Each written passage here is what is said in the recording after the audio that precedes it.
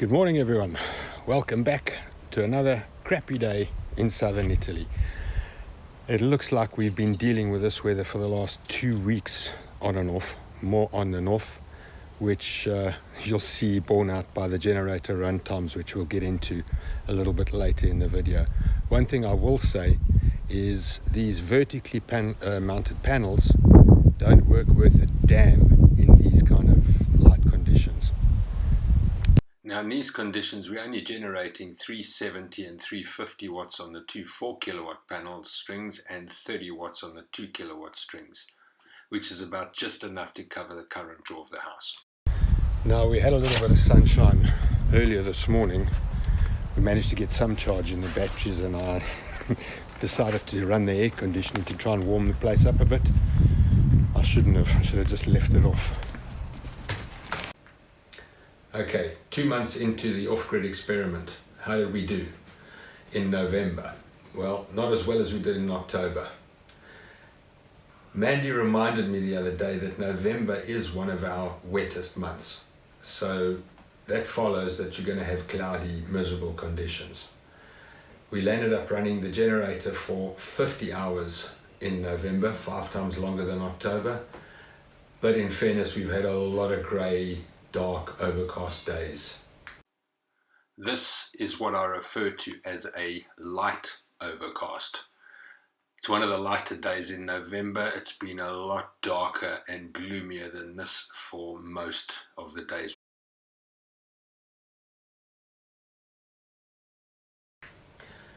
It just would not be feasible for us to have enough solar to be able to generate enough through the winter months, because we'd have to cover every single surface of this property with solar panels if that was the case.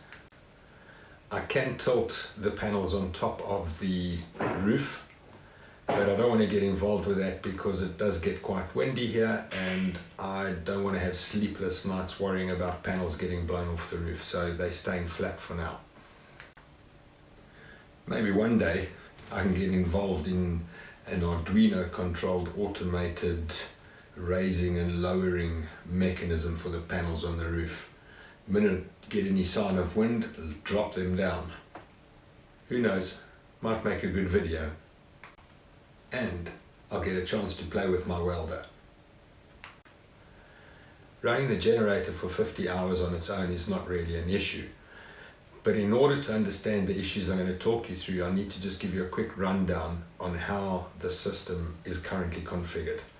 We have 2 off-grid inverters that do have a facility for a utility input, either a utility from the national grid or from a generator, which we currently use.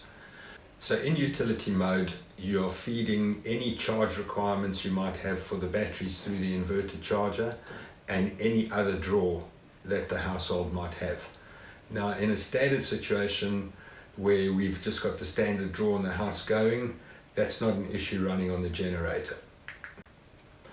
Our daily sort of tick over current draw for the 2 houses is between, I've seen it as low as 197 watts and as high as 670 watts. I'm assuming that's when all the fridges and freezers have kicked in together when it's up at the higher end.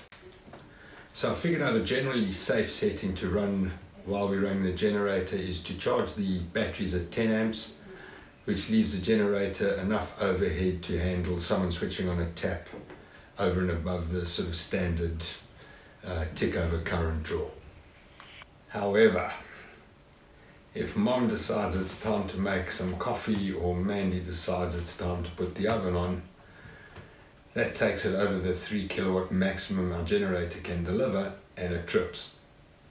That then pops the system back onto battery power. Which is fine, but if the batteries are low, it's not fine if the oven's going. Even if we don't send the oven, if Mandy decides to run the tap and I've got an air conditioner running on the generator has a bit of a hiccup when the current draw for the pump to supply the tap kicks in, and it generally kicks the air conditioner into a protection mode, so I've got to shut it down and start it again, so that's not ideal. Now I guess the best way to fix the problem here is to, number one, get a much bigger battery bank and a better battery bank, and number two, get a bigger generator. Well, that's not happening anytime soon, so I think I've come up with a cunning plan to get around this issue. Hear me out, and please, if you can drop some comments below and give me your input and let me know if what I'm going to do is crazy or not. If I get a 48 volt DC charger that runs on 240 volt mains, that'll charge at say 40 amps. If I connect that into the battery bank and then connect the other end of that into the generator, I can then charge the batteries using the generator and always be running on inverter power, not relying on utility input via the inverters. Let me know what you think. Am I going to damage the batteries by having 3 separate charge controllers pumping juice into them? Although I'll never have this one pumping juice into the batteries if I've got decent solar generation coming in. So by having the generator completely separate from the inverters and just charging the batteries on a totally separate AC circuit, we should theoretically be able to draw up to 8 amps from the inverter without any hiccups or handover from generator picking up speed, etc., which I think would then ease the situation we have with having to coordinate who can switch an oven on and who can switch a kettle on, etc. Okay, so what have we learned through November? Can we survive off-grid? The answer is yes, we can in the current situation. Do we want to survive in this current situation off-grid like this? No. So we're going to have to sort it out. I'm leaning towards an additional separate charger, but it would be great to get your comments before I pull the trigger on that. I'll be looking at doing that sort of towards the end of next week, so give you guys time to comment. One thing I have learned that maybe people don't know or are not that aware of, an alternative heating solution, okay, is an air conditioning unit. You want to get one of these new inverter type air conditioners that do both heating and cooling. The one that we're using in the lounge, because I'm not using pellets at the moment, draws around about 500 to 750 watts on the heating cycle. I was blown away, I couldn't believe it. Something to look into. And before I end off this video, I just want to take the opportunity to once again thank everybody who's liked, watched and subscribed our videos. When this all started off, it was just being done as a way to document what we've done and where we've sort of started from and where we've landed up. Never knew so many people would take an interest in what we're doing. It's actually blown me away, so thank you very much. And it actually keeps my motivation levels high to make these videos, because making videos actually gets in the way of the job that you're doing.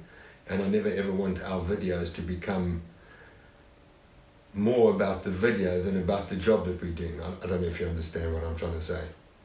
But thanks again, stay safe out there, and we look forward to seeing you next week. I hope I've saved